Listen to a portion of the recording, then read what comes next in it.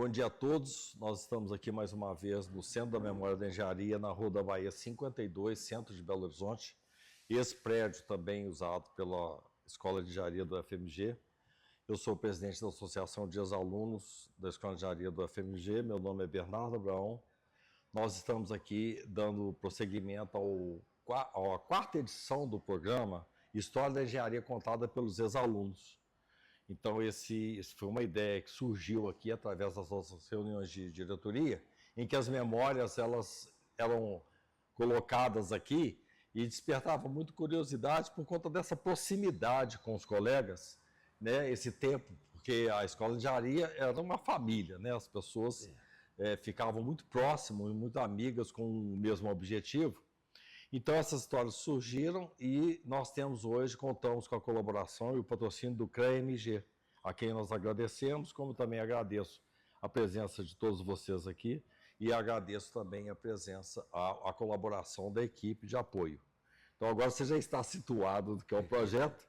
Nós estamos aqui agora o Emir Kadar, ex-aluno da Escola de Engenharia de 1965, engenheiro civil, e nós temos o prazer em recebê-lo aqui. Seja bem-vindo, viu, Emir? Muito obrigado, fico muito feliz de ter sido distinguido com esse convite e espero que eu possa trazer alguma coisa de melhor para poder deixar alguma coisa que eu possa ter vivido para vocês aqui nessa associação. Com certeza. Essas gravações elas serão disponibilizadas na rede social e no site da associação para os colegas que quiserem acessar, familiares. E nós pretendemos fazer a edição, vai ter essa opção de fazer a edição das gravações com recurso tecnológico e depois um corretivo. Então fica informado aqui que a intenção nossa no futuro é fazer uma edição física dessas entrevistas. Emir, então nós vamos começar pela sua trajetória desde a infância. Você veio de Belo Horizonte, veio de alguma cidade do interior ou fora do país, considerando a sua origem oriental? Eu sou filho de pai e mãe imigrante.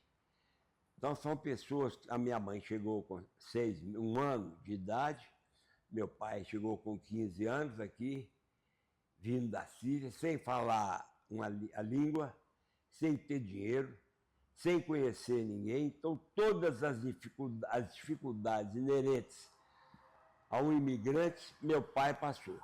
O meu avô também, que veio com minha mãe, e aqui eles se conheceram, também imigrante. Então vocês podem imaginar o que eles passaram para se firmar num país que chegam sem dinheiro, sem conhecer nada. A língua e a porta naquele Rio de Janeiro deve ter vindo no porão de um navio, deve ter sido assim a viagem deles, e tudo com muita dificuldade. Então eu vou estreitar agora para meu pai e minha mãe.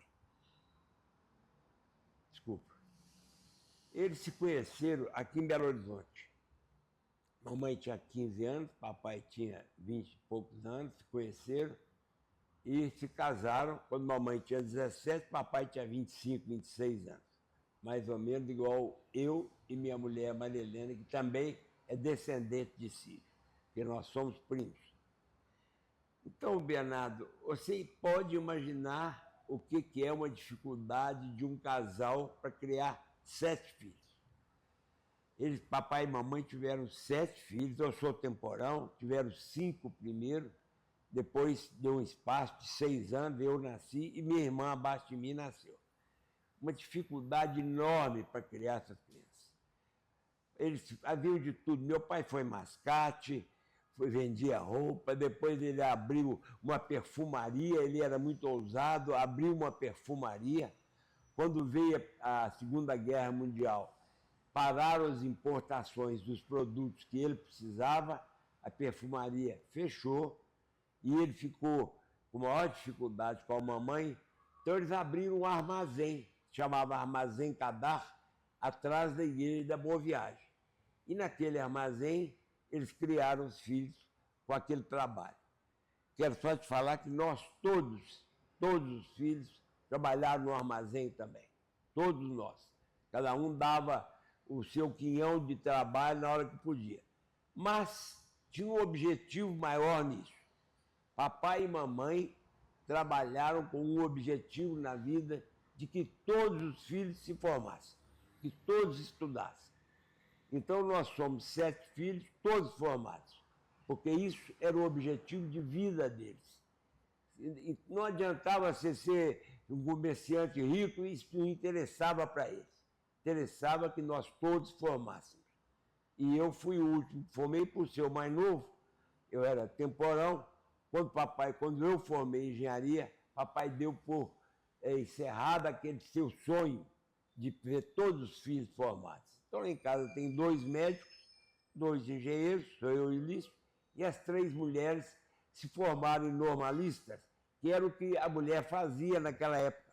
A mulher não fazia faculdade naquele tempo. Ela geralmente estudava para ser professora. Instituto de Educação, Exatamente, todas formaram lá. Então, esse foi o objetivo de vida dos meus pais, que os filhos formassem. Agora, tinha um fato interessante, Bernardo, nós nunca tivemos férias, porque as férias que nós tínhamos era para ajudar no armazém. Então, quando a escola ficava sem aula, vai ficar sem aula, houve uma vez aqui, teve uma greve por a representação de um texto na congregação, a Consuelo lembra bem, aquilo era motivo para me dar folga para eu ir para o armazém trabalhar. E eu ficava no armazém trabalhando o dia inteiro, ajudando mamãe e papai. A mamãe era mais ligada ao armazém. Papai fazia outras coisas.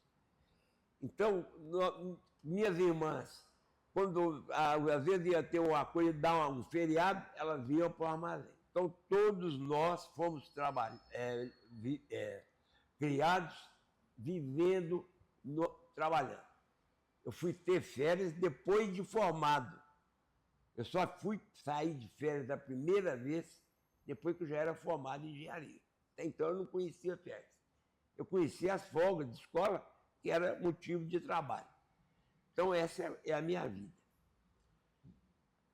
Formei em engenharia em 65. Eu só vou te fazer uma pergunta anterior. Está muito bem colocado. Gostei muito de saber da história, porque eu conheço muito dessa história dos mascates, de chegar aqui sem falar o idioma, e ter essa vida de muito trabalho sem conhecer as pessoas, porque elas se fechavam em colônias, né? A sua família, os seus pais vieram para Belo Horizonte ou passaram por alguma outra cidade anteriormente? O papai e a mamãe vieram para Belo Horizonte direto. Não, o papai, vamos separar porque depois que eles se conheceram.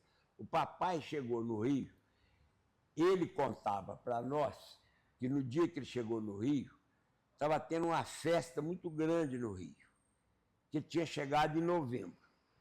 Nós, então, deduzimos que era a comemoração do 15 de novembro, da proclamação da República. Ele falou, eu não entendia nada, o povo todo na rua, festejando e tal. Agora, nós fomos pesquisar, a neta do meu irmão, ela mora na França, foi pesquisar e descobriu que meu pai chegou no dia 13 de novembro, exatamente na véspera do dia da proclamação da República. Então, por isso é que ele contava que tinha uma festa no Rio de Janeiro. E ele tinha um primo que tinha vindo antes dele e veio para Belo Horizonte, e o chamou para cá. Antônio, vem para cá, que é uma cidade nova. Belo Horizonte tinha 13 anos de idade, 13 de fundação, quando ele veio. E esse primo do papai chamou que ele viesse para cá, que tinha uma cidade nova, abrindo, que tinha muita oportunidade e tudo. E o papai, então, veio para cá, se estabeleceu aqui. O meu avô, que veio com a mamãe ao colo, ele foi primeiro tentar o Rio de Janeiro. Agora eu fiquei sabendo uma opção de coisa nessas pesquisas da minha sobrinha lá para Paris. Ele foi morar na rua Conde de Bonfim, meu avô. Ficou lá um pouco, mas não gostou do Rio de Janeiro. Ficou sabendo que aqui em Minas Gerais tinha uma cidade que estava desenvolvendo muito, porque ia abrir uma estrada de ferro. E que muita gente ia trabalhar na estrada de ferro e que seria um bom ponto para ele vender as coisas. Ele, então, se mudou do Rio de Janeiro para Betim, que chamava Capela Nova do Rio Betim. Era o nome de Betim. ele mudou para lá, se estabeleceu e lá teve vários filhos, inclusive o pai da Maria Helena nasceu em Betim, porque ele estabeleceu lá porque estava fazendo a ferrovia, muito operário, e ele vendia fiado para os operários para pagar no pagamento, o dia que recebesse pagamento. E ele fez a vida dele em Betim. Posteriormente, aquela estrada foi acabando, ele mudou-se para Belo Horizonte, ele mudou ali para a rua Curitiba, esquina com Tupinambás, um prédio lá, e esse lugar ficou sendo um ponto de reunião da colônia síria. A colônia síria se reunia lá. Exatamente. E o meu pai, já rapazinho, ia para lá. Eles iam jogar buraco. Eles jogavam muito de casteado, mas não era valer, não. Eles gostavam de jogar buraco.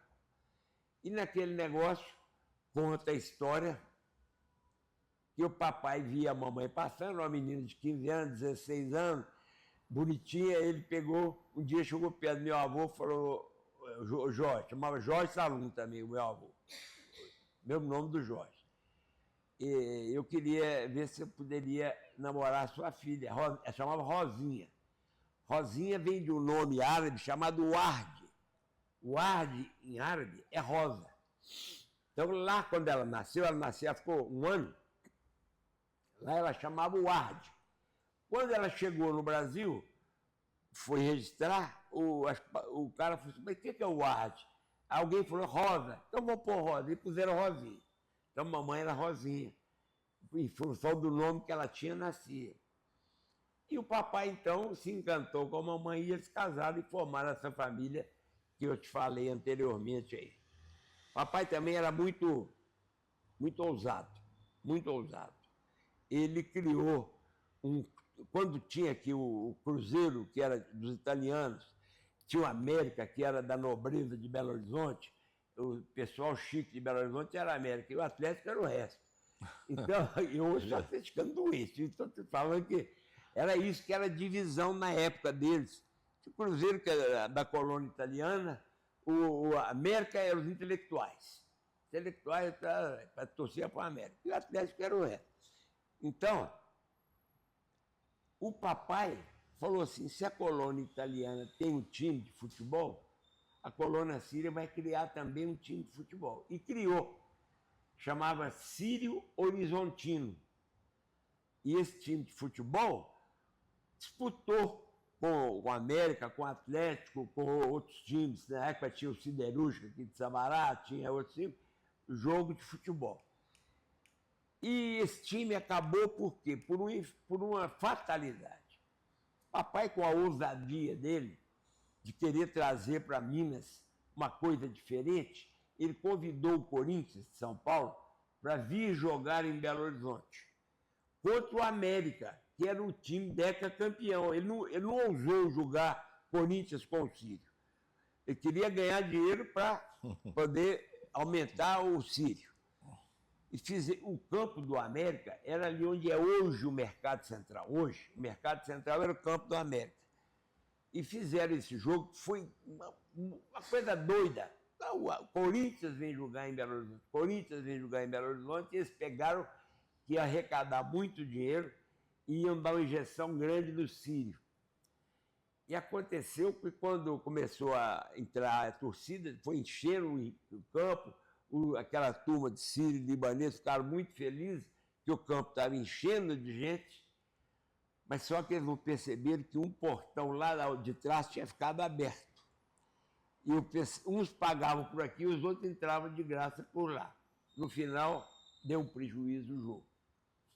A colônia se reuniu, pagou o Corinthians, pagou as despesas, como sobrou lá, e resolveram extinguir o Sírio Horizontino. Neste Sírio Horizontino jogava o Said Paulo Ares, que é sírio. E o Said foi para o Atlético. E no ele ir para o Atlético, ele levou a torcida árabe, toda que torcia para o Sírio Horizontino, para o Atlético.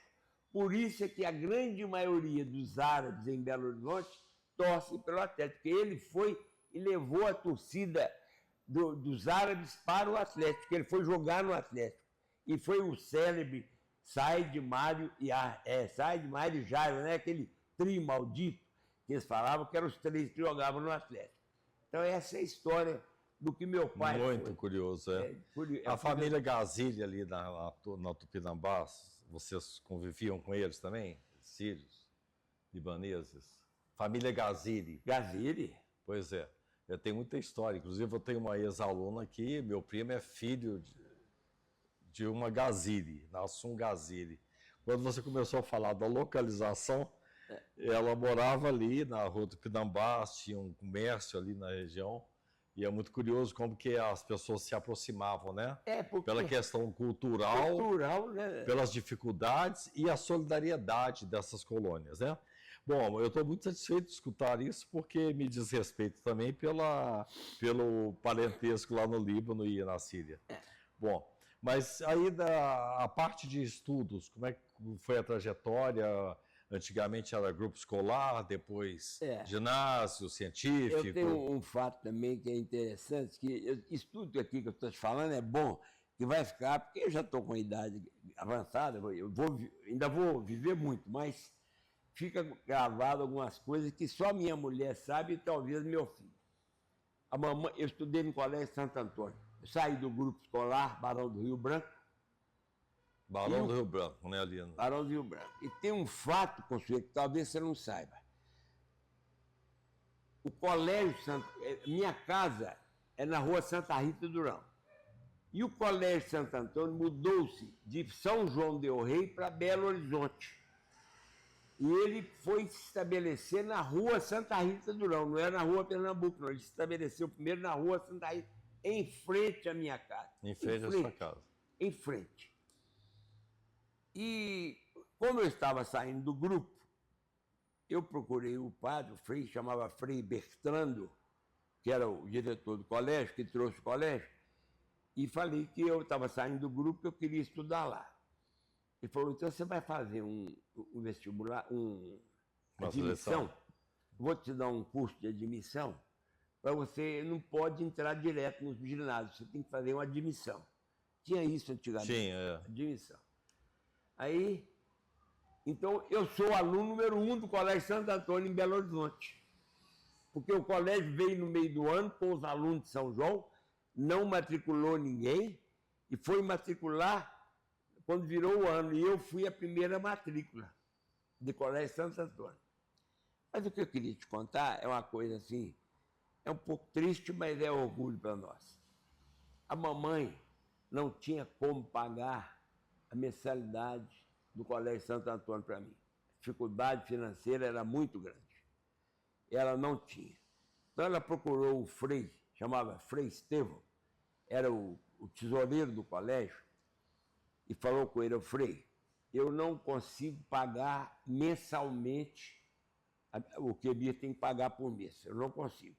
Mas o senhor pode ficar tranquilo o seguinte, no final do ano, antes das provas parciais tinha, eu venho aqui e acerto o ano todo.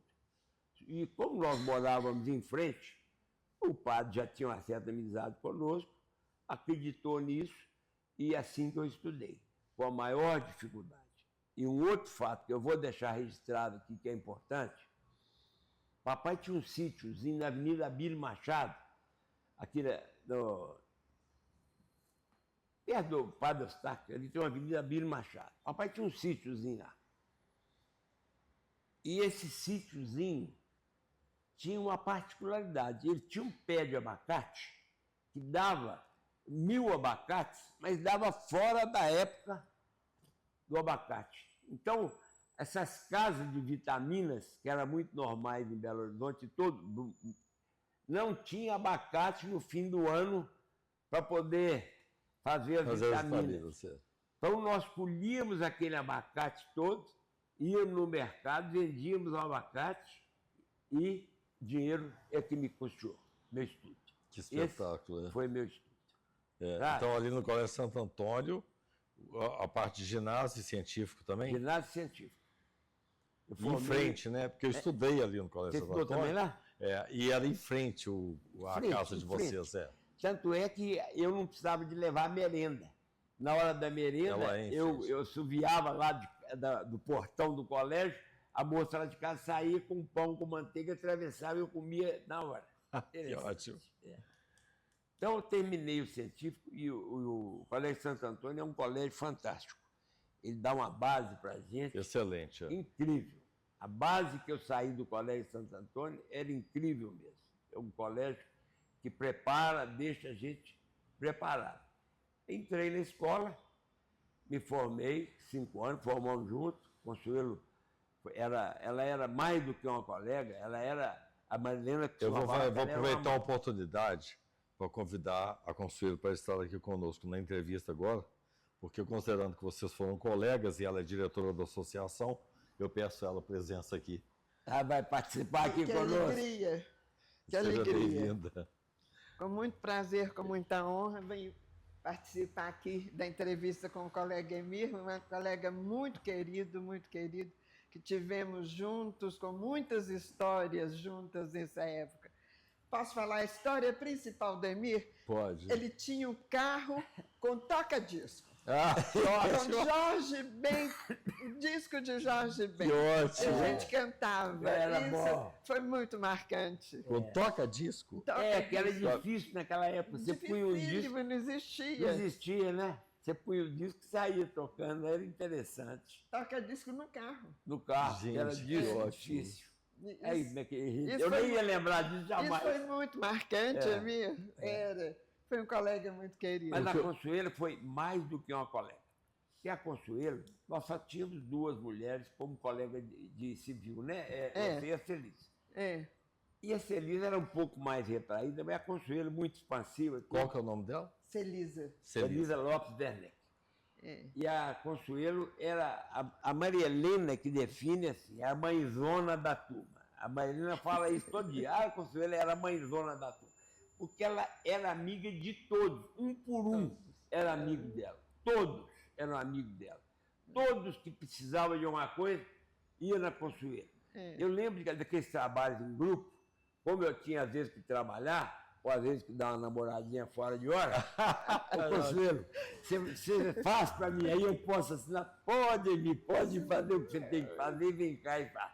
Então, isso foi um relacionamento de 5 anos, que perdura agora mais 50 depois de formado, que é maravilhoso, porque a Consuelo, vou falar uma coisa, não existe. Que ótimo! Não existe. Eu acho que eu estou com a mesma impressão, viu? É isso aí. Muito generoso, muito A generoso. Consuelo, ela é Obrigada. pronta para ajudar a todo mundo que precisa de qualquer coisa. Ela era assim na escola e é assim depois de formada. Ela é a nossa líder da turma.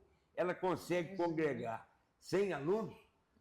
Agora já não somos 100, muitos faleceram, mas ela consegue congregar esses juntos, mantendo contato uns com os outros e todo final de ano comemorando de alguma forma, tudo por causa dela. Obrigada. Então, a viu? Consuelo Muito é uma generoso. líder assim, fantástica que Muito nós temos na generoso. vida. Além da harmonia que ela nos promove, a lealdade dela, né, Emir? A lealdade da Consuelo. demais. Obrigada, Espetáculo. obrigada. Isso é verdade. Muito generoso. Mas então você chegou aqui na escola de engenharia através do vestibular, que não era aquele vestibular, o exame de seleção era feito aqui mesmo. Foi, Né? fizemos Como é que foi a sua chegada aqui na escola? Essa impressão da seleção, a preparação, porque o Colégio Santo Antônio preparava muito bem. Preparava bem. Bem, né? Mas tinha gente que era mais, não sei, tinha mais tempo que eu. Saía do colégio e entrava na escola, eu não consegui. Porque eu tive que esperar um ano que eu fiz cursinho, estudei, porque eu não tinha muito tempo para estudar, sabe? Eu tinha que dividir o meu estudo com o trabalho. Eu nunca tive, assim, folga para ficar, vou ficar em casa 10 dias estudando, nunca tive isso. Eu sempre tinha que ir correr no armazém, estudar. Tem até um fato, Consuelo, que eu vou contar aqui, a Maria Helena sabe bem. Dia da minha formatura. Dia da formatura. Nós viemos formar, acho que 8 horas da noite. Era a colação de grau, lá no Minas Centro. Minas Centro. E eu cheguei no armazém, Era a Secretaria de Saúde, não é? Secretaria de Saúde. É. Falei com a mamãe, ô mãe, a senhora vai para casa mais cedo, eu fico aqui no armazém, porque tinha que fechar o armazém. Tinha que esperar os caixeiros, aquele entregador de bicicleta, chegarem para você poder fechar o armazém. E eu, às 3h30, eu cheguei no armazém e falei, ô mãe, vai para casa, a senhora vai aprontar, vai fazer cabelo, tudo, só vai formar um filho hoje. E ela, posso ir? Posso, pode ir. E ela foi.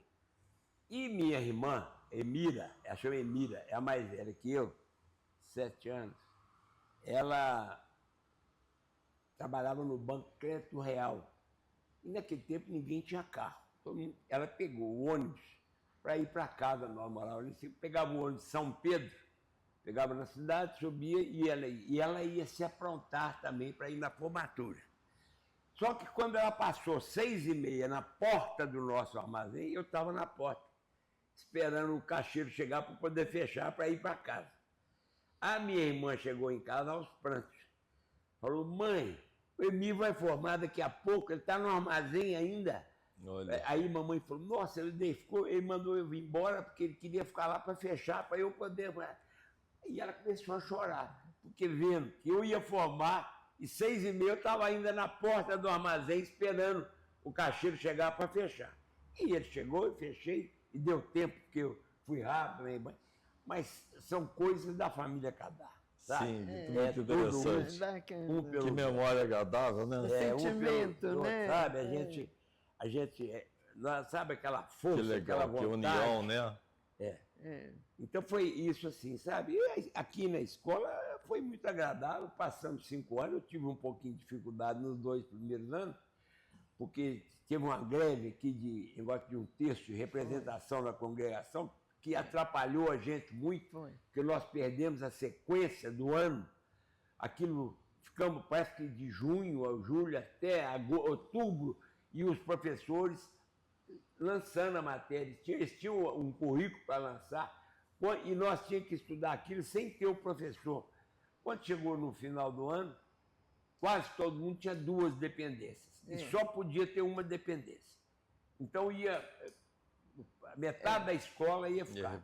Aí o Antônio, o Augusto Maio Toninho, que era nosso representante de turma, conseguiu, junto à congregação, naquele ano, em função daquela greve, que foi muito grande, que pudesse ter 2 dependências. Que a metade da escola tinha 2 dependências, ou mais da metade. Aí a congregação da escola, em função desse problema, nós não tivemos aula direito em 62. Foi um ano complicadíssimo para nós todos. Dá para vocês, vou perguntar para os dois, tá? Situarem o que foi essa greve e esse conflito da congregação, o que foi representatividade? Essa greve foi feita, se eu não me engano, pelos alunos para conseguir 1 terço ou 2 terços de representação na congregação. Tá. Eles queriam conseguir um número maior de alunos representados na congregação. E isso aí nos prejudicou demais. E era um ano de cálculo, um ano de difícil, né? Resistência dos materiais. Resistência. Eu fiquei em resistência. Era difícil. Mas o Toninho, eu falo o Toninho, que ele está aí até hoje vivo, mas está com algum problema de poder conviver conosco, mas nós todos devemos muito a ele, em função dele ter lutado por essas 2 dependências naquele ano, em função dessa greve. Ele era presidente do diretório. Do diretório. E conseguimos. Aí, passamos esse ano, nós estudamos, normal, e cumprimos essas 2 dependências e fomos embora. A partir do 3º ano, eu já achei mais fácil, porque já entrava realmente em coisas de engenharia. Saía daqueles cálculos, aquelas coisas, você começava a falar em coisas de engenharia.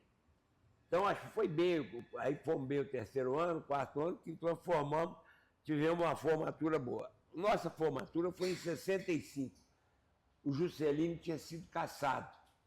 Em 64 teve o governo militar e o Juscelino era uma ameaça para eles, porque tinha uma campanha muito grande no Brasil, JK 65, era uma campanha do Brasil inteiro. Quando ele saiu em 60, já começaram a fazer a campanha JK 65. Todo mundo andava com na lapelazinha, com o símbolozinho de JK 65. Então, isso era um grande problema para o governo militar. O que eles fizeram? Caçaram o Juscelino. caçaram o Juscelino e nós, em função do Juscelino, seu líder da engenharia na época, que construiu uma cidade igual Brasília em 5 anos, que era para nós, engenheiros, era um feito quase que impossível, nós o convidamos para ser o nosso paraninfo. E ele não pôde vir. Ele tentou vir, não pôde vir ser nosso paraninfo. Ele mandou a carta, que foi lida lá na hora, nós não tivemos paraninfo. É isso? É. Isso foi em dezembro de 65. Agora eu vou contar um pouquinho de pós-escola.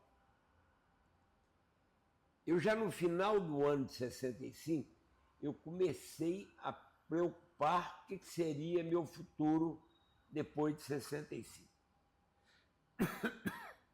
E eu tinha um irmão, que era mais do que o irmão, ele era meu pai. A pessoa que me criou foi meu irmão, o Lício, e engenheiro também. E eu fiz engenharia por causa dele. Se ele fosse médico, eu ia ser médico. Se ele fosse agrônomo, se ele fosse, eu ia ser. Eu ia te fazer essa pergunta, quem influenciou? Foi o Lício. É, o Lício. Né? Então, desde pequenininho, nós saímos de mão dada com ele me levava para todo lugar, futebol eu que ia com ele, tudo eu ia com ele. E nós tínhamos até um código, se apertasse a mão uma vez era para andar depressa, 2 vezes era para andar devagar. Eu andava de mão junta com ele, viu? Era bonitinho. Aí, o Lício era formado em 53. Então, nós formamos em 65, 12 anos antes, né? Ele trabalhava no DR, era engenheiro do DR, e na época da Revolução, ele foi chamado para servir no gabinete do secretário de Segurança Pública, que era o Bias Fortes, para poder ser engenheiro lá dele, quando tinha delegacia para fazer, tudo ele que olhava. Quando terminando o ano, eu falei, ô Lício, vamos montar uma firma, nós dois, para fazer alguma coisa? Eu falei, Mima, o que nós vamos fazer, Mima? Nós não temos dinheiro. Aí eu falei, vamos fazer calçamento. Calçamento não tem quase equipamento. É um trator, prepara a rua, contratamos os homens, fazendo calçamento. Então vamos. Então no dia 14 de janeiro do ano seguinte, formamos em dezembro, eu criei 66. a Cadar Engenharia. Eu e ele. Criamos a Cadar Engenharia. E essa Cadar Engenharia foi trabalhar com calçamento, com pavimentação de rua, esgoto, essas coisas. Mas isso não dava para eu viver, nem ele. Então eu falei com ele, você continua no DR e eu vou arrumar um emprego para mim.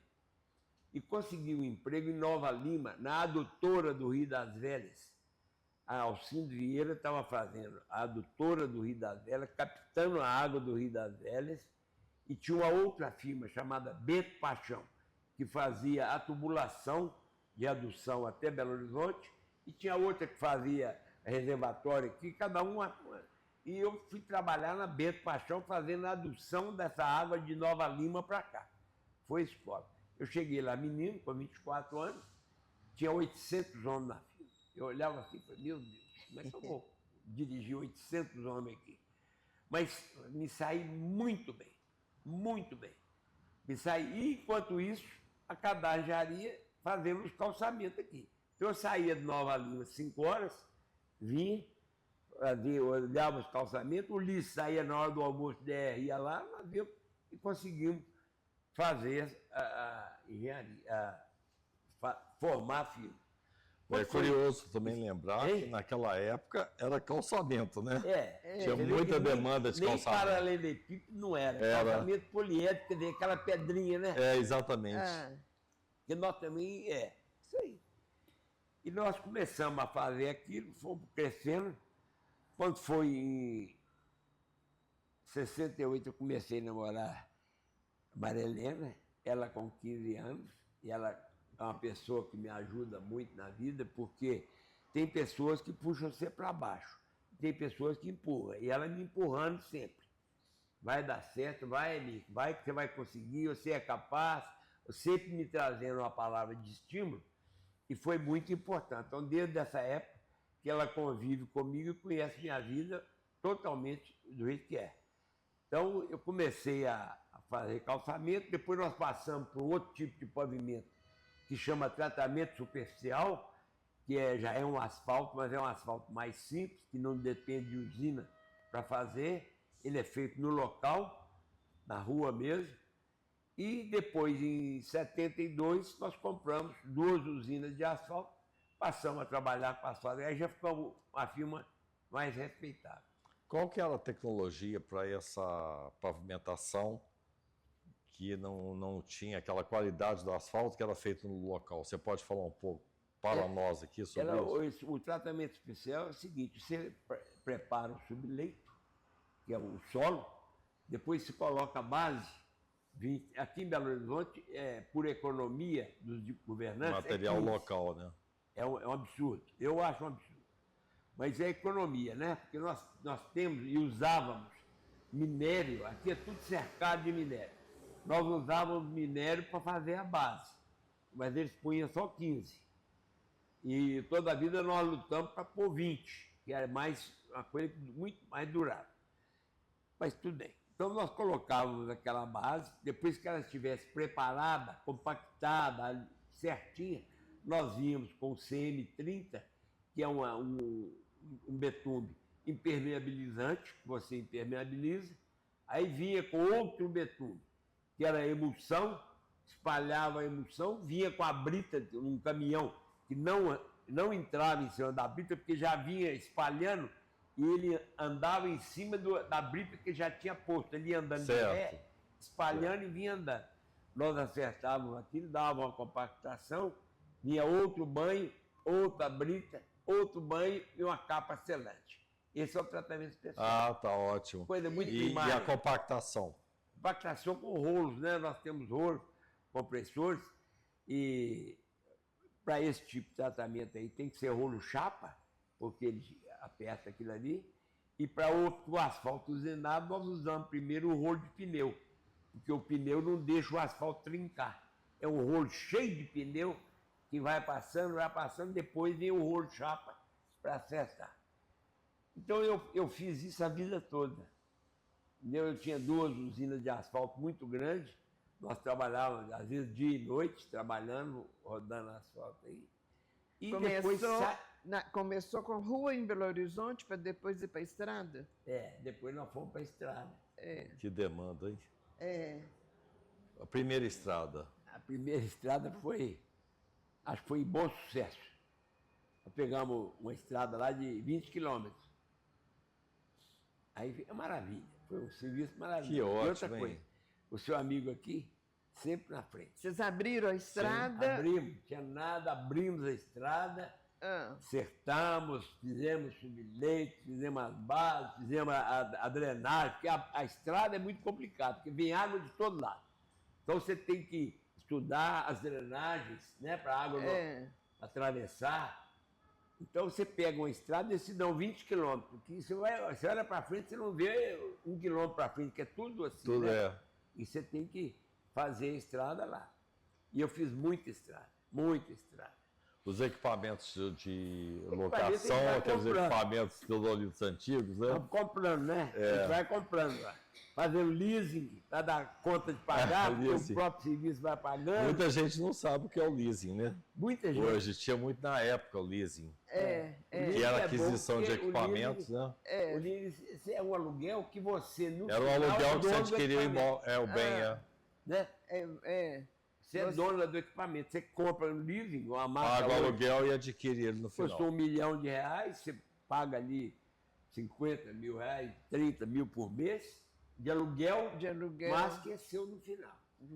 Então eu usei muito, comprei muito equipamento, eu tinha muito equipamento. Agora... Você e Lício. A firma os dois. Eu e Lício. Tudo era eu e Lício. Vocês faziam a locação também? Ou chamavam alguma empresa para fazer? Locação. Locação? Não, nós tínhamos a equipe de topografia. Tudo do seu. Tínhamos equipe de topografia, equipe de laboratório, nós temos tudo. Foram entrava na obra, era tudo nosso. A partir de 72 que deslancharam, que foram crescendo. Foi. Aí nós passamos a ter uma firma grande, né?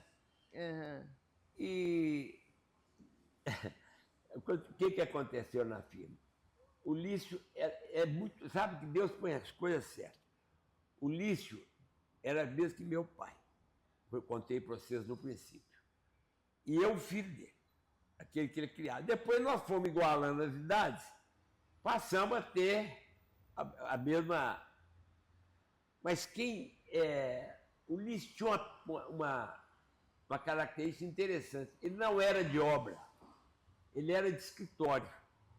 Ele resolvia os problemas todos da Cadar no escritório. E eu, ao contrário, eu era engenheiro de obra. Eu sempre fui aquele engenheiro da obra, que ficava na frente, que punha botina, chegava de manhã, 6 horas da manhã, eu estava lá na obra, olhando, sabe? Então, isso deu certíssimo. Porque se fossem os dois com a mesma característica, talvez não desse. Muito bom. Mas ele nem sabia o que acontecia na obra. Eu fiquei 30 anos sem nunca assinar um cheque na Cadar. Ele deixava tudo pronto. Aham. Então foi uma coisa assim, super, que deu maravilhosamente bem. É um casamento perfeito entre dois irmãos. Perfeito, perfeito. Mas um dia chegou ao fim porque ele morreu.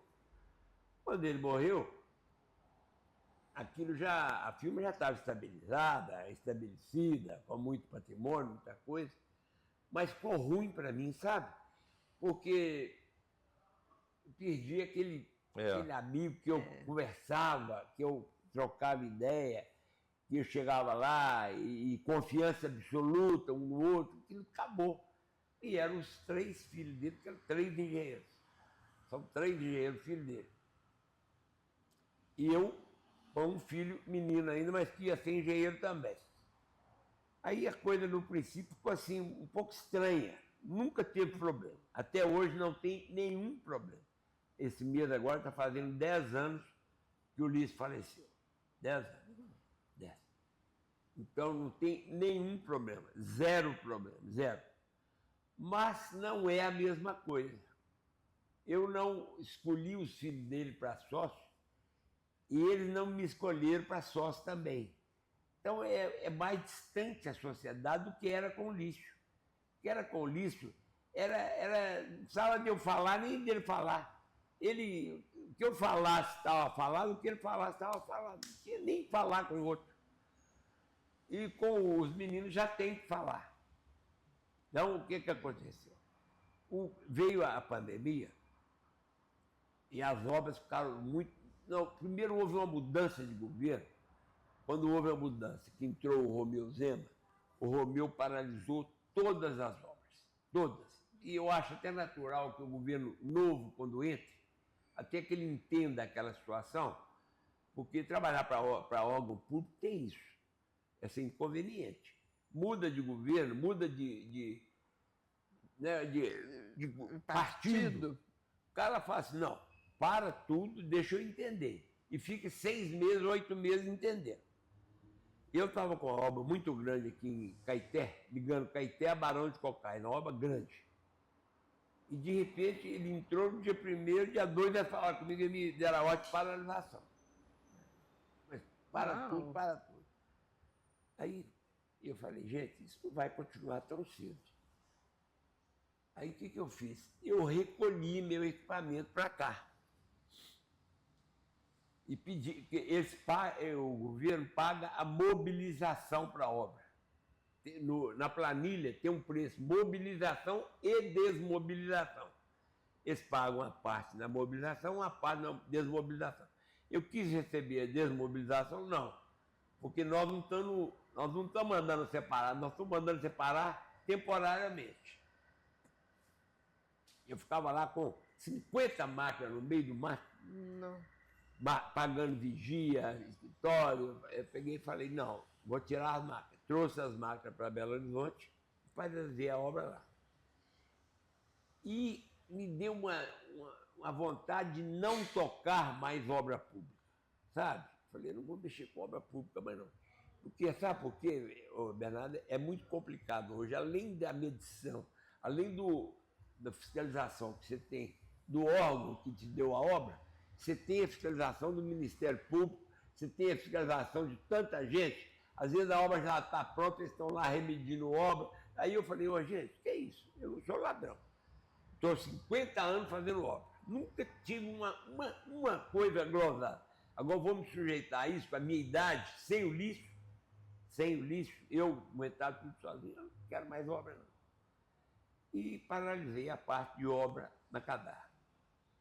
E nós viramos para fazer loteamentos, dentro dos terrenos nossos mesmo. Aí, o Emirzinho já estava lá, O Emizinho já estava lá, o filho dele. meu filho. Aí nós mudamos para outro setor. Fomos fazer loteamento. Eu guardei um tanto de equipamento, dos que eu recolhi, eu vendi um tanto e fiquei com um outro tanto de equipamento que eu ainda tenho. E agora nós vamos mudando para loteamento. O Emizinho trabalha. Vou falar do Emizinho agora. O Emizinho é um fenômeno. Ele é um menino, é muito melhor do que eu. Muito melhor do que eu. Só um paralelo, veja só, sobreviver com prestação de serviço para órgãos públicos como vocês sobreviveram e avançaram, muita gente não conhece a dificuldade das empresas, porque isso tudo é fato, medição, atraso de medição, paralisações, né? Agora, olha a correlação, você falou do seu pai que tinha um comércio de perfumes, deu um problema, ele foi para comercialização de produtos alimentícios e outros.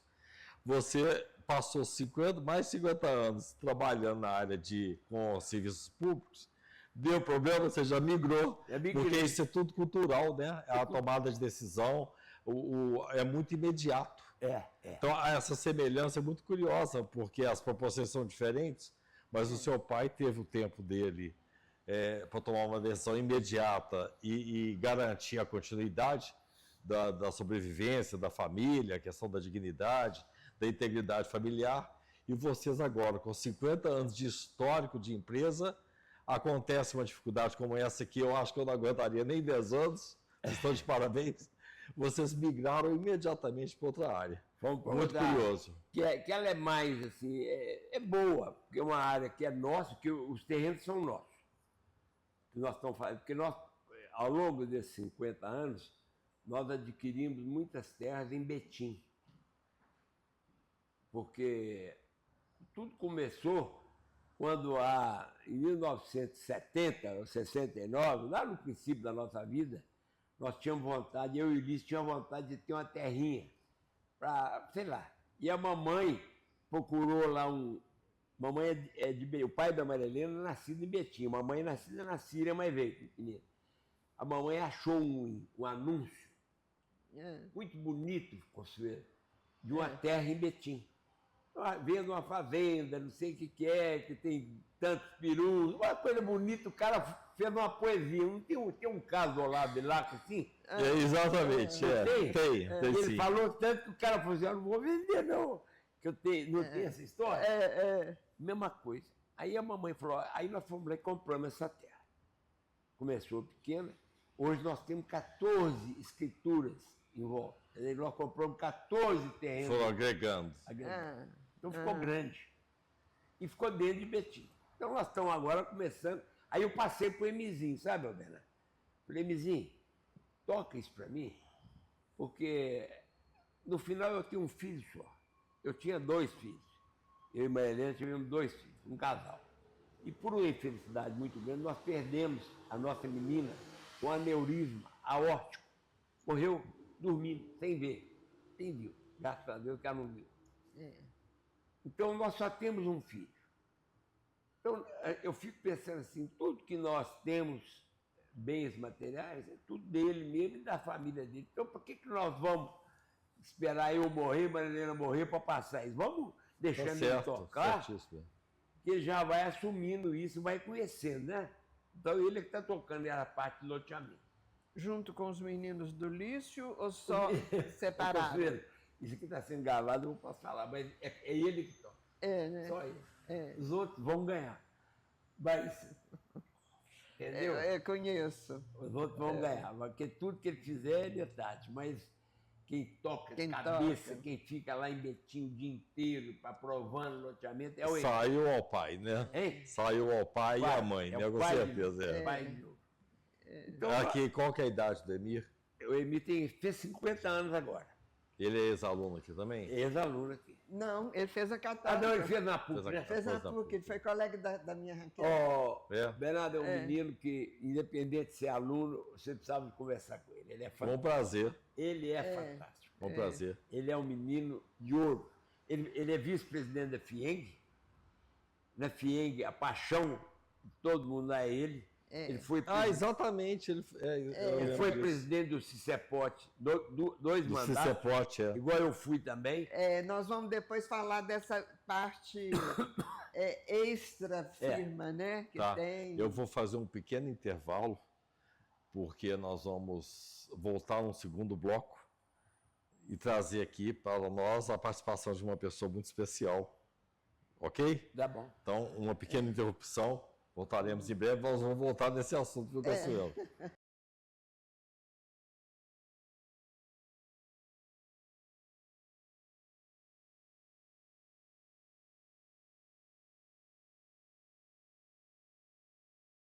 Bom, dando prosseguimento ao segundo bloco aqui da nossa entrevista com o engenheiro civil Emir Kadar, ex-aluno da escola, formado em 1965. Temos aqui a presença da Consuelo Betônico, Obrigada. que foi colega do Emir aqui no curso de engenharia, também formada na mesma turma. Nós estamos aqui no Centro da Memória da Engenharia, na Rua da Bahia 52. Esse Centro da Memória, a gestão dele é feita pela Associação de Ex-Alunos de Escola de Engenharia, da UFMG, e esse projeto é patrocinado, lembrando aqui, pelo CREA-MG, a quem agradecemos, como eu agradeço também a equipe de apoio e agradeço a presença de vocês. Emir, eu estou gostando demais dessa entrevista, viu? Estou bem à vontade. Obrigado. Porque eu faço um roteiro, nem estou seguindo o roteiro, porque eu estou percebendo que é dispensável. Porque o roteiro ele é feito a partir das experiências dos nossos colegas. E acontece que elas são similares, elas têm uma trajetória, né? E eu só vou voltar um pouquinho na trajetória com um aspecto que me deixou muito curioso. E como vocês são colegas de turma, eu escutei você falar sobre o primeiro computador quando apareceu na escola. Então, o departamento chamava Centro de Cálculo Eletrônico, eu lembrei agora, no terceiro andar aqui do prédio do AS. Lá que foi levado, me parece, esse computador. Você pode falar dessa experiência sua, e a Consuelo também pode participar também, desse histórico do primeiro computador da escola de engenharia, as condições, o tamanho? Olha, eu não tenho muita lembrança, não. O que eu tenho lembrança é que um dia chegaram lá na escola, nós estudávamos aqui no Arthur Guimarães, né? E falaram assim, gente, chegou o computador novo aí, vamos lá conhecer o computador. A Consuelo talvez possa falar até melhor disso que eu. O que eu me lembro é que ele era enorme e que nós passávamos em volta dele. Eu até comparei a morte do Tancredo, que foi no Palácio da Liberdade, a gente passava para ver em volta. E esse computador nós não tínhamos acesso. Eu, por exemplo, não tinha nenhum acesso a ele. O que eu fiz foi ver o que era o computador que eles falavam. Devia ser uma memória mínima, né, Consuelo? E nós passávamos para conhecer o computador. Então, eu tenho muito pouca lembrança dele, eu lembro disso. Mas ele já era aqui no prédio, no Álvaro da Silveira? Ele foi instalado em 65 e em 66 eu participei um pouco porque a Celisa, que foi nossa colega, foi trabalhar lá nessa instalação com a professora Rifarré. Eu fazia engenharia econômica na PUC à noite. Então, eu vinha aqui de dia e fiz curso Fortran, COBOL, para me inteirar um pouco. Mas era realmente um andar inteiro, com lugar climatizado, e uma novidade, né? Era uma novidade para nós. E tinha aquela impressora de cartões, vocês lembram? Impressora de cartões. Era nos cartões, para perfuração. Isso evoluiu tanto essa questão de computador que eu vou falar na minha empresa. Porque foi fundada em 66. Logo depois comprei um computador para a empresa. Era um grande também. E tinha um camarada que só mexia com aquilo, ele não fazia outra coisa na empresa, mexia no computador. Nós tivemos que fazer uma sala para ele refrigerada, porque acho que ele não tinha refrigeração suficiente. se não ficasse 2 ar-condicionados ligados, ele queimava. Era uma coisa assim, dentro da empresa era mais importante que eu, porque aquilo ali era, né? Aí você vê hoje o que é, está no nosso bolso, está no meu bolso, está no seu verdade, bolso dela, o que é um computador com muito mais recursos. Muito mais recursos. Né? Então, a lembrança que eu tenho desse computador da escola, a Consuelo está me dando um dado aqui que eu não lembrava, que foi em 65, foi o último ano nosso de escola. Foi, nosso último Eu ano. lembro de eu ter sido convidado para vir conhecê-lo. E era realmente um trambolho. E nós passamos, depois disso, eu saí, fui trabalhar, fui para Nova Lima, mexer na Bento Paixão, e não me lembro mais dessa sequência aí que a Consuelo lembra. Nós acompanhamos uma evolução técnica muito grande. Em pouco tempo, a evolução de tecnologia foi enorme, não é? Do computador vieram aquelas máquinas HP que tinham programações, né, que a gente combinava as programações em cartuchos. Foi realmente, já começou um processo de desenvolvimento reduzindo esse tamanho. Vocês, por acaso, têm algum nesse acervo de colegas aí, fotos desse computador aqui para a associação? Eu gostaria de saber se vocês se lembram de alguma foto dessas instalações para nós mantermos aqui no acervo. Talvez Celisa tenha, eu não tenho. Né? Eu peço a vocês que vocês procurem saber sobre isso com os colegas. Como eu te falei, tinha 2 mulheres só na nossa sala. Uma era ela, a outra era a Celida, que foi para esse lado, então a Consuelo tem esse acerto. Certo. Bom, e aí tem a história agora das outras atividades.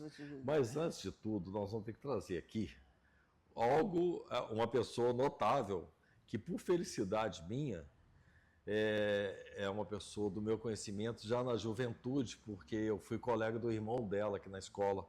Então vou chamar aqui a senhora, sua esposa, a Maria Helena, que ela vai nos dar muito prazer. Seja bem-vinda, Maria Helena. O prazer é todo meu de estar Muito aqui. bom estar com você, te Porque rever. eu não sou engenheira e está participando. Mas você do nosso meio social e profissional. Faz parte da vida. Seja bem-vinda. Obrigada, obrigada. Mulher e filha de engenheiro. Mulher e filha de engenheiro e também Esposa e os irmãos, Patrícia, sim. né? Patrícia. Patrícia. E, na verdade, eu sempre gostei, sempre acompanhei, porque o papai era uma pessoa que levava a gente para a obra. Então, a gente tinha esse costume. Então, eu não sou engenheiro, mas posso falar que sou uma boa mestre de obra. O seu pai era Papai era engenheiro civil e era calculista também. calculista E perito e perito. de cálculo. Tem uma história do edifício Formado Maleta aí aqui, que eu né? fiquei sabendo, você pode falar conosco? Como? Do edifício Maleta. Quando o Maleta pegou fogo, Emir, papai foi chamado para fazer perícia. Papai era um cara muito matreiro, ele chegou lá, isso fica, isso sai, isso está comprometido, isso não está, uma coisa impressionante. Ele era muito seguro e ele era uma pessoa muito respeitada. Porque na época do Maleta, você pensava assim, em demolir o Maleta. Quando pegou fogo na construção, isso não vai aproveitar nada. E contrataram o Badi, ele chamava Badi Salvo, pai dela. Ele era meu tio, irmão da mamãe. E chamaram ele como perito, eu não sei quem contratou como perito, e eu tenho até um relatório dele, porque quando eu fui para Nova Lima, eu tive acesso a esse relatório. Ele detalhando viga por viga, pilar por pilar, o que podia ser aproveitado e não. E ele foi contra a demolição do Maleta, ele não precisa demolir, nós vamos restaurar isso. Um laudo, assim, que é um histórico, né? Nós precisávamos até conseguir isso. Né? Espetacular. Nós precisávamos conseguir isso. Sim, eu acho ótimo, eu já ia te falar isso, eu achei. Eu não sei como Se vocês conseguissem manter isso aqui. Onde que tem isso? Você tem? No nosso O laudo acervo, dele? né? Eu tive, Maria, não sei se sua mãe me deu, mas eu sei que a gente poderia conseguir isso. Isso é de um valor histórico. Um documento importantíssimo. Importantíssimo. Da cidade, da história da cidade. Mas a gente pode resgatar isso também. Não sei quem é o construtor do Maleta, não sei quem foi. Chico Longo. O Chico Longo. Chico Longo. A gente pode conseguir. Mas o pai da Maria Helena, ele era um homem mais do que isso que nós estamos falando aqui. Ele foi o primeiro sírio a se formar na universidade aqui em Belo Horizonte. Aqui na escola, né? Aqui na escola. Ele foi o primeiro engenheiro. E ele, atrás dele, vieram hoje na nossa família 24 engenheiros, todos inspirados no pai dela. 1945, não foi? 45. Inclusive o meu irmão e meu tio, irmão do pai dela, e meu tio, também, que formaram juntos em 53. Aí tem 2 formados, Hélio Salum e Lício Cadar. Vieram na esteira dele, eu fui na esteira do Lício, e atrás de mim vieram 24 engenheiros. Então, a nossa família é uma família de engenheiros bem-sucedidos, inspirados no pai dela. Legal. Então, a inspiração da engenharia foi no pai dela. Que ótimo. A gente fica orgulhosa. É. E ter um marido engenheiro também e um filho dá continuidade Sim. à vida da gente. Né? Que Ele onde era- nós ele era- fomos criar as histórias que a gente escutava lá em casa. Papai fazendo cálculo dia e noite lá em casa, fazia muito cálculo. Eu não posso deixar de Primeiro na destacar. régua de cálculo, depois É, na facite. exatamente. Que É. vira. A facite, né? Já era, Calculando, né? nossa senhora. Eu não posso deixar de destacar que ela é irmã do meu colega aqui na escola, o Jorge Salum. É isso, viu?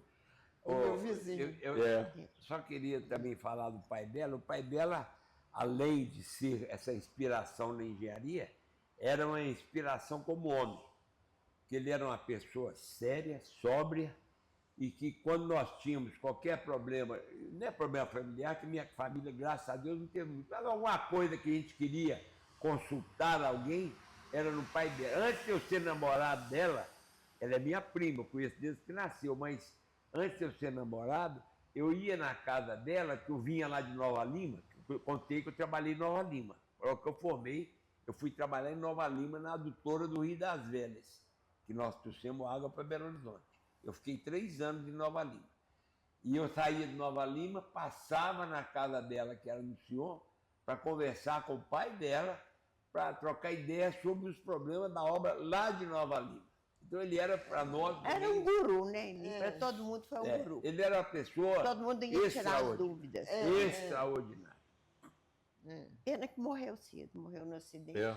com 46 anos. Então foi muito cedo. Ai, muito novo. Morreu, menino? Acidente? Acidente de carro. Ele depois prestava serviço para o banco hipotecário, que era banco hipotecário. Ele foi receber uma obra em Goiânia e em Brasília, do pessoal da equipe da pintura da obra. Foram 2 engenheiros e o responsável pela pintura, o dono da empresa. Na volta houve um acidente, papai e o outro engenheiro morreram, que era o Marcelo Fiuza, que era do Charles Simão, Você lembra dele? e ficou o Luiz Neri, que era da empresa. Ele salvou, Muito graças novo. a Deus, pelo Morreu menos muito um. novo. Novo. É. Mas é um acidente, é uma coisa que... Mas é isso aí. Então, agora, da Maria Helena, que você falou, ela começou a me namorar com 15 anos e casamos com 18, ela casou com 18 anos comigo. E ela, nesse tempo todo da minha vida profissional, ela me acompanhou. No princípio, eu tinha que, quando nós compramos as usinas de asfalto, nós tínhamos muita dificuldade de conseguir encarregados para aquelas usinas, que não era muito conhecida usina de asfalto aqui. Então, eu que tinha que chegar lá muito cedo. Eu saía de casa às 3h30 da manhã. E nós tínhamos mudado para Pampulha. A Pampulha ainda era um deserto naquele tempo. Deserto de casa, não tinha casa, não. Tudo lote. E eu saía 3h30, 4 horas da manhã, e ela ficava lá de cima me vendo sair, com medo de eu ser assaltado, e eu com medo de deixá-la em casa, porque ela Olha. deixava ela toda trancada, tinha uma empregada que morava conosco, e ela ficava lá. Então minha vida foi muito difícil. E quando nós estávamos montando a usina, aí já estava funcionando a usina, eu ficava na usina o tempo todo. E ela saía de casa lá na Pampulha para levar comida para mim, lá na Ressaca, lá na Avenida Machado, ali uma avenida lá. Certo. E ela ia com o carro dela, com um prato de comida, uma garrafinha de Coca-Cola de limonada, para levar para mim lá. E nós sentávamos nós dois assim. Tinha um troco. Tinha um Não, tronco tinha um lá, tronco. Ela e sentava. nós dois sentados, eu comendo e ela comigo, e nós batendo papo, e eu falando com ela, mas Helena, porque ela estava tentando engravidar e não conseguia. Até que um dia ela conseguiu, ela me falou, ai, Mir, acho que vai dar certo. Então a gente ficava, o primeiro filho é sempre uma coisa, uma Fantástico. expectativa maravilhosa. Então ela foi para mim muito mais que uma mulher. Ela é uma companheira, ela que vai comigo para a obra. Essa obra que eu falei com vocês de Caeté aqui, que foi a última, ela ia comigo para lá. Ficava lá comigo em pé na obra e tudo. E tem uma obra que eu fiz aqui perto de Barbacena, a Desterro do Melo, tinha uma rampa grande, e nós estávamos lá vendo fazer o tratamento. Eu gosto muito de olhar o que está fazendo para ficar bem feito, sabe? Eu sou rigoroso com a obra. Aí o engenheiro chegou e falou assim, doutor Emílio, nós precisamos de ir lá em Desterro do Melo, o prefeito está nos esperando para tal. Eu falei, não vou sair daqui não, nesse momento, que hora que vai dar a pintura de ligação, que é a base. Eu falei, então tá bom. Mas Helena, você fica aqui para mim? Fico. Então você sabe o que tem que fazer. Não pode isso, não pode isso. Foi lá. E eu fiquei lá umas 2 horas, quando eu voltei, estava pronto. Prontinho. É. Tudo E é mestre resolvido. de obras. E esse trecho, Não, a todo pior. mundo que passava lá, falava, esse aqui é o trecho da dona Marilena. Não, mas o pior não foi isso, não. Foi lá em Juiz de Fora. Nós chegamos para ver a obra Nemi. Tinha que desviar um rio, estava lá o Gabião. Eu fui sozinha. Emi ficou conversando com o engenheiro. Quando eu li, eu falei, esse negócio está errado. Está fora do. Que ótimo. Está fora do lugar. Não é isso. Aí eu chamei o Emi sozinha. Emi, vem cá, olha isso aqui, está errado. Emi falou, uai. Chamou a Mauri, engenheira. Mauri, de jeito nenhum, não está errado. Eu falei, a Mauri, eu sinto muito, mas você pode olhar que isso aqui está errado. Chama a topografia. Chama. Chegou, estava errado. Eles tiveram que arrastar a tela toda cheia de pedra. Foi um drama. Ele fala assim, eu tenho vontade de te matar.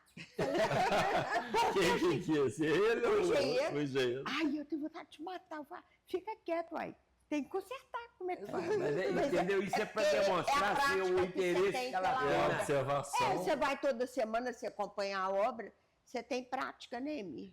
Você passa a ter um A conhecimento. relação que ela tem na minha vida é de amizade mesmo, é de companheirismo, vai comigo, sabe?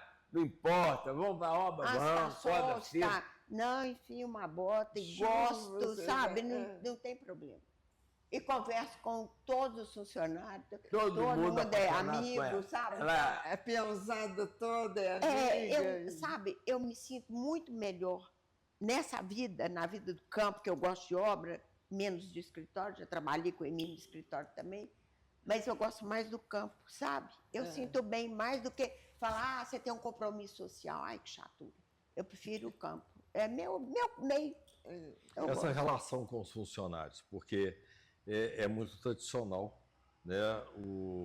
Como muitos árabes, isso acontece com outros segmentos, outras estruturas sociais, eles vinham para o país, passavam por todo o nível de dificuldade e depois eles passavam a ter uma certa autonomia, como acontece com muitos deles, né? E depois, aí vem a história com os funcionários, porque eu conheço nas colônias, nas famílias, um grande empenho em apoiar os funcionários. Eles passam a fazer parte da família das empresas. E eles têm um apreço muito grande pelos patrões. Isso, pelo que eu estou vendo, aconteceu lá com a Cadar também, né? Porque a mão de obra ela é vital para a empresa. Hoje em dia nós não temos muito problema com mão de obra. Demais. E isso pode ser que seja um prenúncio de que nós vamos ter que usar a tecnologia cada vez mais para resolver as questões dos nossos cronogramas. Eu fico triste, porque eu acho que a tecnologia chega, o pessoal está mais acomodado, menos trabalho, mais bolsa isso, bolsa aquilo, um incentivo todo errado. Sim. Não é isso? Porque se alimenta ao funcionário ficar em casa, porque receber, mesmo que não seja uma coisa assim grande, mas que dá para ele comprar um arrozinho, feijão, Ele prefere não Acomoda. trabalhar do que estar na obra trabalhando. Acomoda. Aí depois eles vão chorar porque a tecnologia está entrando e eles estão ficando para Não, trás. e ela é muito está triste. entrando, É. porque não tem... Bernardo, a Cadar tem uma particularidade interessante dentro disso que você falou. Eu falo com eu tenho empregado de 50 anos, 40 anos. É por isso que eu estou te falando. 30 anos é um monte. Eu vou falar um pouco Eu sobre acho isso. que o meu mais novo do meu escritório hoje, a minha secretária tem 34. Eu acho que é o mais novo lá comigo, há menos tempo.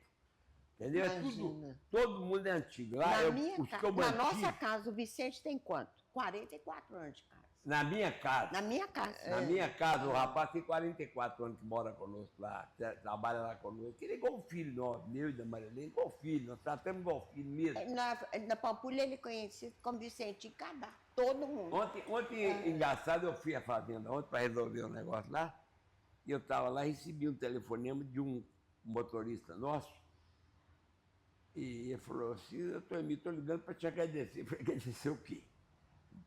Não, porque o senhor, eu estou encostado, ele está fazendo uma cirurgia, estou encostado, e o senhor mandou me pagar tudo que eu tenho direito sem INSS, para não encostar no INSS, pagar tudo, ainda me deu cama de hospital, cadeira de roda, para eu ficar tudo que, quer dizer, isso para mim é tão natural que eu nem lembrava mais que eu mandei fazer isso, sabe? É assim que eu trato. Bacana. Eu trato igual filho, trato meus empregados igual filho, trato igual filho. Eu não sei como são as outras culturas, Cadar, mas realmente isso é fato. Eu percebi isso com todos os familiares.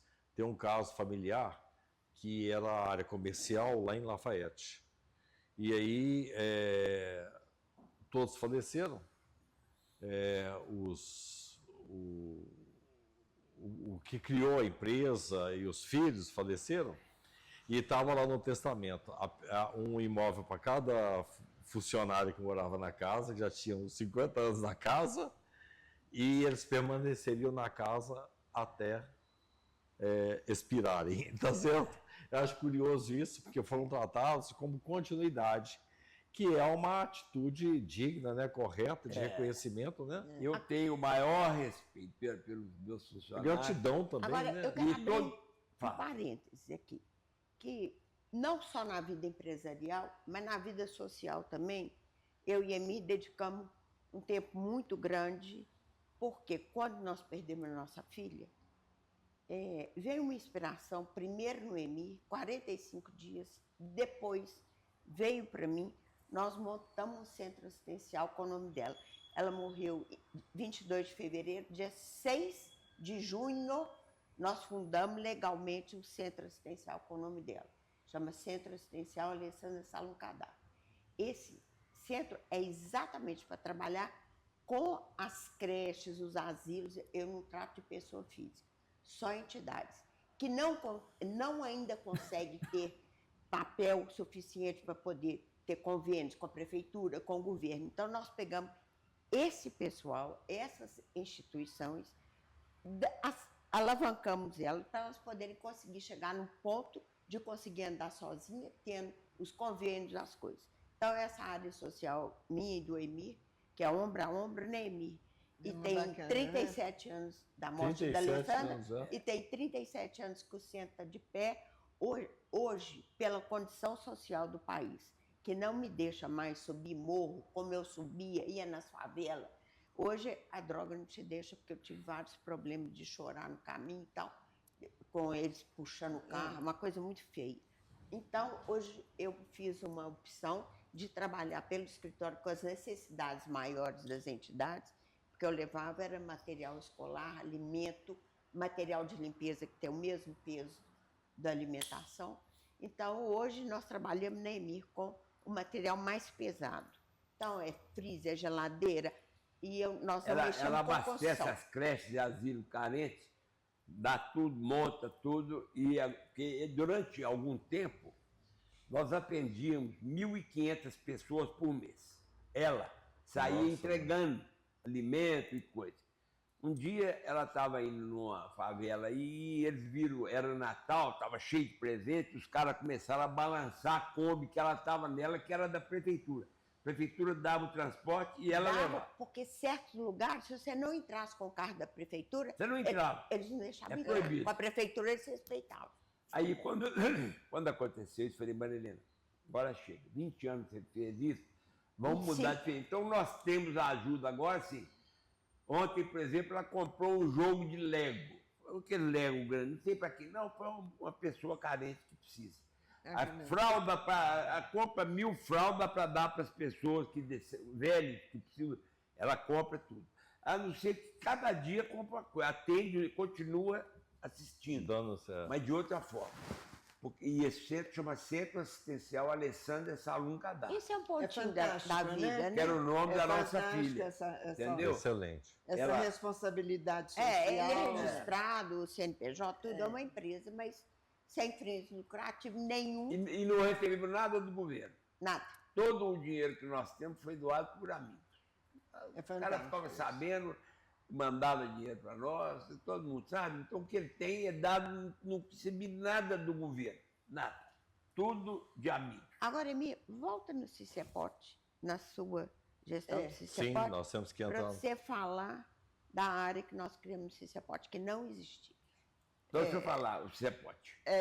Foi presidente Eu fui do presidente do CEPOT durante 2 mandatos. Fala aqui a sigla para todo mundo que está assistindo saber. CEPOT é Sindicato Sindicato. da Construção Pesada. Negócio pesado. Não joga não, porque antigamente é sindicato da indústria de pontes, obras, terraplanário, por isso que dá CEPOT. Mas eu transformei o nome em Sindicato da Construção Pesada. Então é isso. Então você esteve lá na presidência do CEPOT. Fui presidente da 2 mandatos, 6 anos.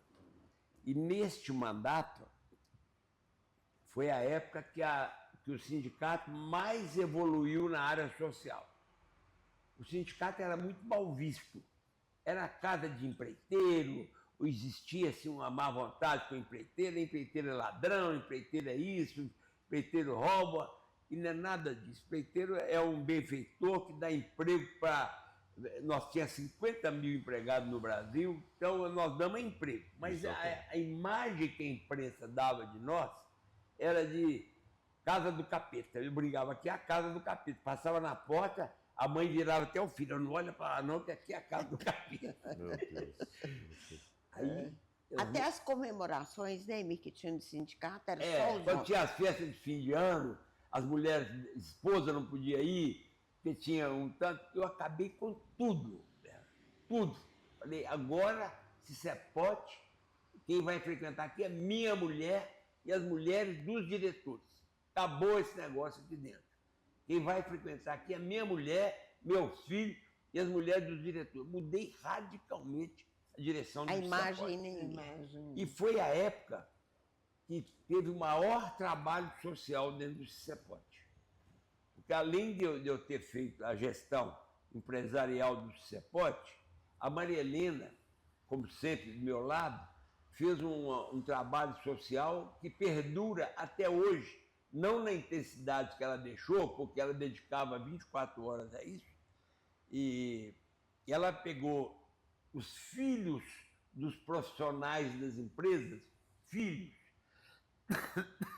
dos profissionais das empresas, e deu a eles uma profissão. Ela tinha um curso para os filhos do operador, filho do mecânico, filho do... Chamou todo mundo e dava um curso, mas de tudo. Então eu vou te contar onde que era o curso. O curso era na escola Era na de escola de engenharia. Aqui. Era na escola aquele de diretor, como é que engenharia. ele chamava? Porque lá nós fundamos núcleo cidadania do CICEPOT. Então, era para... Nós não tínhamos como, igual nós não podíamos dar aos nossos funcionários, porque eles são itinerantes. Porque a estrada hoje está aqui, amanhã está ali. Então, nós pegávamos os filhos dos que estavam trabalhando, os funcionários. Tinha uma seleção, uma prova, entendeu? Eles faziam a partir de 14 anos de idade. Eles tinham que estar estudando. Nós fizemos um convênio com a faculdade. Era o AES na época. A EF, que era o diretor. E a Zeca Maria José. Maria José, que é casada com o nosso primo, Maria José Salum. Salom, conheço demais, meu Deus. A Zeca. Então, na Que faculdade, legal. eles Sim, mas eu tinha fui Laércio, diretora. inclusive, tinha já- aula aqui. é, Eles Eles não deram a entravam sala, com que a colete. aula era aqui na escola de Eles engenharia. usavam colete para serem identificados que eles eram do curso para poder passar É. pela portaria. Eles fizeram aqui o curso. Depois conseguimos fazer um convênio com o inglês, eles tinham aula de inglês também, em curso de inglês. Então, nós deixamos um trabalho montado Bacana. para os filhos, porque os pais não tinham condição. Não podia chamar os velhos que estavam trabalhando, mas os filhos deles vieram para cá estudar conosco no CICEPOT. Nós demos profissão e eu fiz curso de operador, Curso de tudo, tudo, né, tudo que você Miriam? pensar. Que Bacana, espetáculo. No bacana. CICEPOT. E esse curso que a Maria Helena fez era fantástico. Era Você as pode mulheres falar o dos nome do diretores, curso, assim, tinha um curso? era porque- dirigido pelas mulheres dos diretores. Ela era Todos. linda, mas tinha as mulheres. Eram as mulheres. Nós Então, a tínhamos mulher do Marco reunião, Santana ia para lá, Ah, ajudava. tá a mulher do zoando, Guido, tá a zoando. mulher. era assim, quem ocupava o curso, a direção, eram as mulheres Que dos legal. diretores. É. Então, Emir ficou 2 mandatos, no segundo mandato trocou algum diretor, as novas chegaram também para integrar o trabalho, sabe?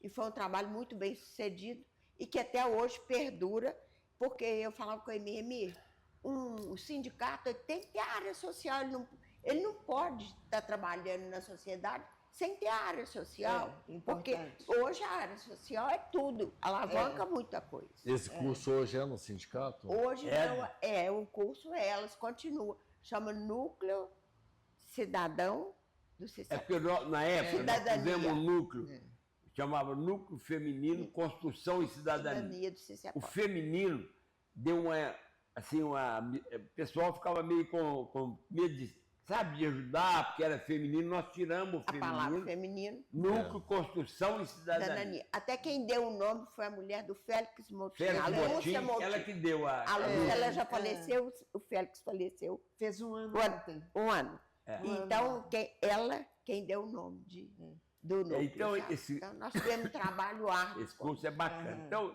no CICEPOT, Ainda tem o eu curso. deixei uma história É. muito grande, tanto na parte empresarial, quanto na parte social que ela deixou. Maravilhoso.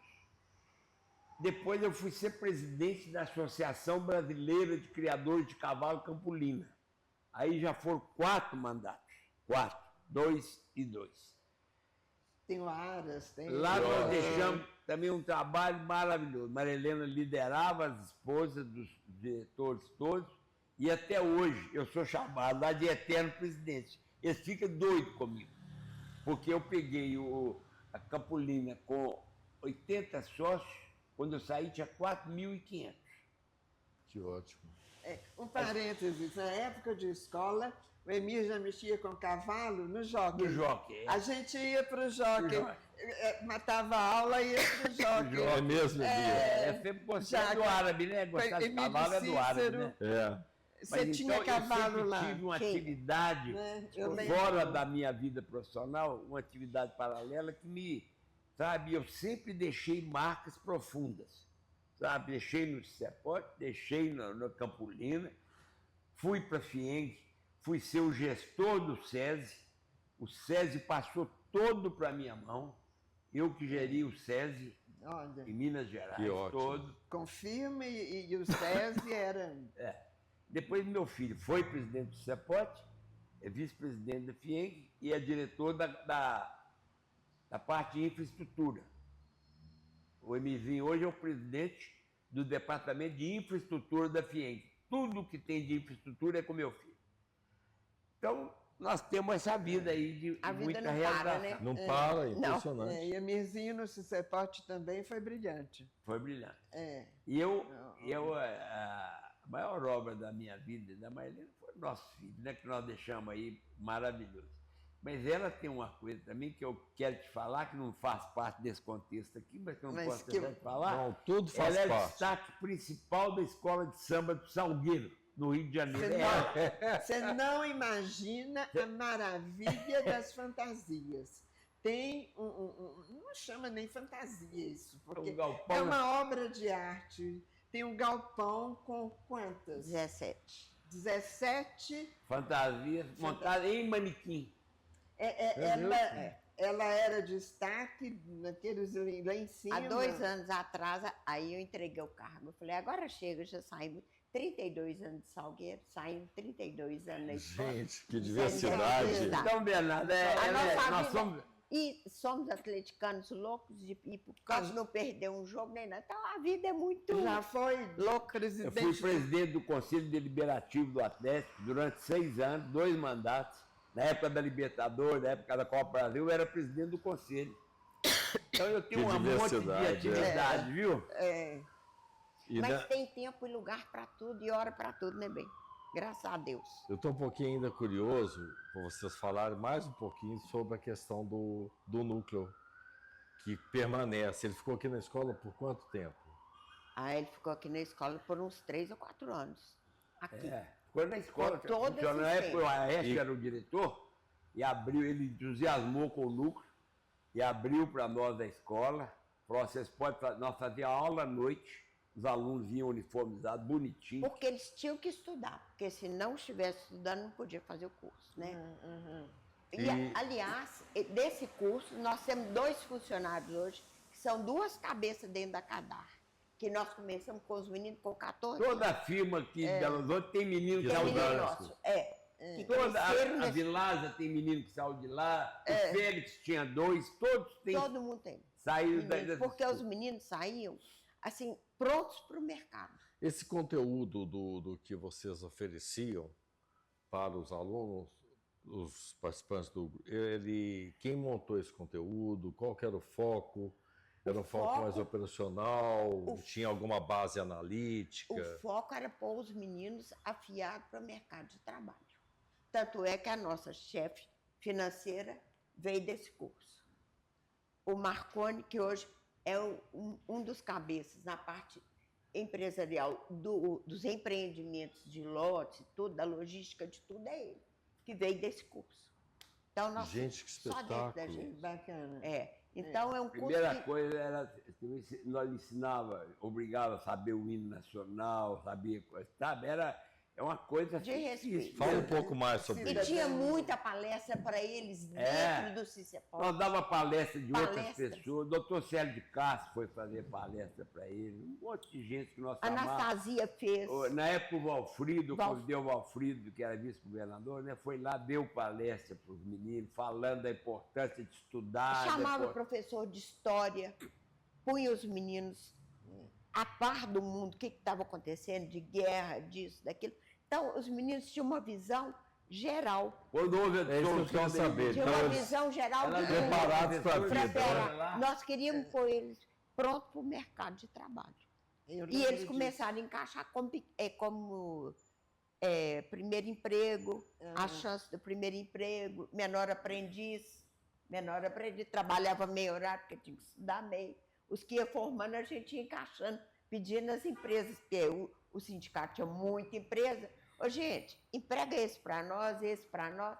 E eles foram estabilizando nas áreas que as empresas deram a chance a eles de viver naquela área. Igual a Marcela na área financeira. Não, lá no meu escritório tem 2 chefes lá hoje que saíram desse curso.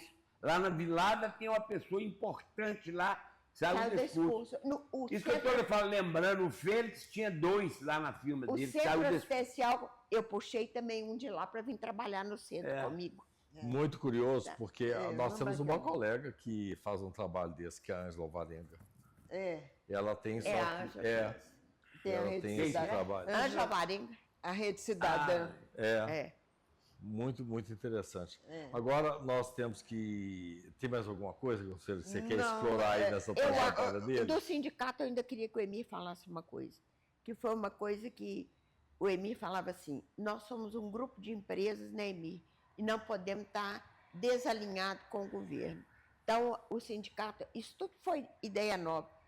O Emir falou: não, nós vamos adotar uma praça. Aí conta. Aí eu adotei, porque nós tínhamos uma imagem muito ruim, eu então adotei, naquele tempo não era normal adotar, não. Fui lá, adotei a parte JK lá no alto, Certo. que fala Da que é Praça Bandeirantes JK, com o Uruguai. que é lá, e eu cheguei lá, estava Era um lixo. para todo lado, tudo e tal, e eu adotei aquilo. pus jardineiro, nós gastamos um dinheirão, reformei a praça toda. Replantamos tudo. Pusemos lá o Bebedouro, sabe? coloquei bebedouro lá e ficou lá. Praça adotada, não existia stand de adoção ainda. A praça é do CEPOT, para poder dar uma visão diferente do que era o empreiteiro para o público, sabe? Que ficava...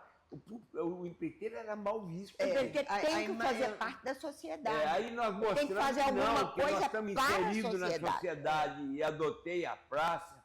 Levamos evento para lá, começou a levar eventos para lá. Levamos eventos maravilhosos para lá, show de música, de tudo, com tudo sob nosso controle. E eu lembro que lá passava um corguinho, que nasce esse córrego do Leitão, nasce lá naquela praça. Esse córrego que desce aqui pela Prudente Moraes, passa na Afonso Pena e joga no Arruda. E ele nasce logo assim, mas ele era poluído, porque tinha uma favelinha em cima e a favela desaguava. Acabamundo? É, né? Acabamundo? Acabamundo ali. Aí eu um dia chamei o doutor Célio de Castro. Célio de Castro era meu amigo, sabe? Um cara fantástico. Falei, doutor Célio, vamos colocar um interceptor de esgoto nisso aqui, são 500 metros só que esse córrego está nascendo em cima. Vamos colocar um interceptor de esgoto nisso, para não cair nada nele, e vão beber essa água aqui, para mostrar para o povo de Belo Horizonte que a água é limpa, nascida. Ele falou, vamos, mas nós não chegamos a fazer isso não, porque fez o interceptor, ele saiu da prefeitura e eu saí do CEPOT. Mas para você ver as ideias que eu tinha de despoluir um córregozinho que nasce ali, nasce limpo de uma nascente e é poluído. E deve ser poluído até hoje. São coisas assim que eu pensava, sabe, Bernardo? Eu sempre tive ideia de pensar as coisas para o bem. Graças a Deus, por isso que Deus me abençoa. Eu sou abençoado. E é mesmo, Emílio. Eu sou abençoado. Pode saber que eu É sou um abençoado. trabalho muito construtivista, uma segurança que reflete todo o histórico da família de vocês, chegando num país que não se falava a língua, né? Não. Então, esse legado é notável. Eu assim estou surpreso com a presença de você, da Maria Helena, aqui, com o apoio da Consuelo, Eu a quem já eu agradeço. sabia dessa história, de muita coisa, acompanhei, e realmente eu fazia questão de escutar o Emir, porque eu acho importantíssimo mostrar esse legado dele, essas coisas que foram feitas e que não são conhecidas. E que vão acabar com o tempo, a não ser que se grave uma coisa dessa. E vocês que são novos, lembrem dessas coisas, porque isso passa, né? Infelizmente passa. Mas isso que a gente deixou gravado para vocês é o mínimo da nossa vida, um mínimo, minimoro, mas é uma coisa importante que nós estamos deixando aqui hoje. Sim, com gravado certeza. com você, eu acho. E ele recebe a turma de 65 todo ano, magistralmente. Que maravilha, Emir. Sempre uma reunião super agradável. Agora, para nós analisarmos, já que você tem tanta referência, construiu tanto, fez tanto e continua fazendo, vocês dois, e os demais parentes, dá um recadinho aí para o Brasil, para a sociedade brasileira, a favor da engenharia ou do trabalho em que nós sempre podemos contribuir muito com a questão do desenvolvimento, da infraestrutura, da dignidade da sociedade, porque eu vi durante toda essa trajetória de você, como de muitos colegas nossos, um destaque e uma capacidade de contribuição. É um poder de contribuição. E às vezes isso não é claro para a sociedade. Essa contribuição da engenharia, tanto do ponto de vista das obras, como na questão social.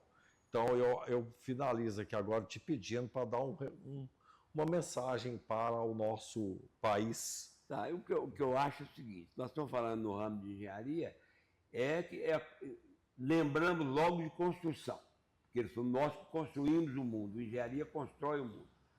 Mas muito mais do que isso, nós temos que ser humanos, porque cada empresa de engenharia tem um determinado número de funcionários enorme. E isso que nós temos que olhar para cada um deles. Ô, Bernardo, eu interesso pela vida pessoal dos meus funcionários. Eu pergunto como é que está em casa, como é que está a patroa, né? Como é que está a patroa, como é que estão os filhos, como é que está. Isso tudo aí é um lado humano que o engenheiro tem. Eu acho que tem. Sim. Não são todos assim, mas deveriam ser todos. Então, o que eu quero dizer é o seguinte: a engenharia, muito mais do que construir, ela é construir uma sociedade melhor. E nós temos condição de contribuir muito. Sim, com certeza. Muito com isso. Isso é a outra atribuição que a nossa profissão tem. Isso aí, Bernardo. Emir, estou muito feliz com a sua presença, com a presença da Maria Helena e com o apoio da Consuelo. Eu agradeço em nome de todos os associados, em nome da associação, da Engenharia Mineira, da Sociedade Mineira e Nacional. Obrigado, viu? Foi um prazer recebê-lo aqui e o histórico é muito prazeroso de se escutar. Muito e obrigado. vocês estão de parabéns, viu? Obrigado.